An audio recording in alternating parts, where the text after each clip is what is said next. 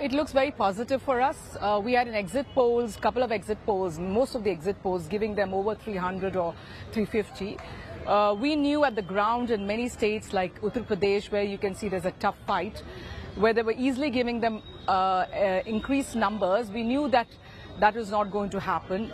We knew what is happening in Haryana at this point of time, where we are leading with around 6 seats. We knew what is happening in Karnataka, where they gave us nothing. We are also in double digits there.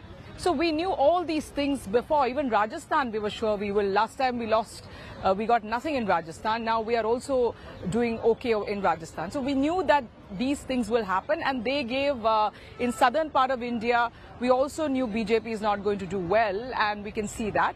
So let's see the counting, it finishes, we'll get a clearer picture by 12-1, but it is not like what the exit polls have said. We know the people of India are disenchanted by this government in terms of the price rise and unemployment which has happened in this country in the last 10 years. Sorry, you were asking me something? Yeah, Shama, I was just asking for some clarification in terms of what do you think the exit polls did not catch? What do you think they did not factor in? And what has swung in your favor in the states that you spoke about? Well, because the people are honest and they went and voted. The exit polls were managed by the Bharatiya Janata Party. That's about it. They were put pressure on the exit polls to the various media companies that we want a positive exit polls on our side. That's what's been happening after 2014. See, the fourth estate is, most of it is sold in India. Unlike when in the United States, when Trump was in power, the fourth estate was strong. But in India, after 2014, the questions were asked to the opposition and not to the government in power. We recently had the electoral bonds case, which the Supreme Court said it's unconstitutional. But no questions were asked for the government of the day. Even in an interview, when Mr. Modi was saying it's the most transparent thing which has happened in India, that means he's going against the Supreme Court judgment. And the interviewer or the journalist did not question him when he says it's the most transparent. So it's Modi's word and they just agree to it. I mean, recently Mr. Modi said that our Bapu, Mahatma Gandhi, became popular after the movie in 1982 called Gandhi. I mean, those things are ridiculous. Everybody knew Gandhi before.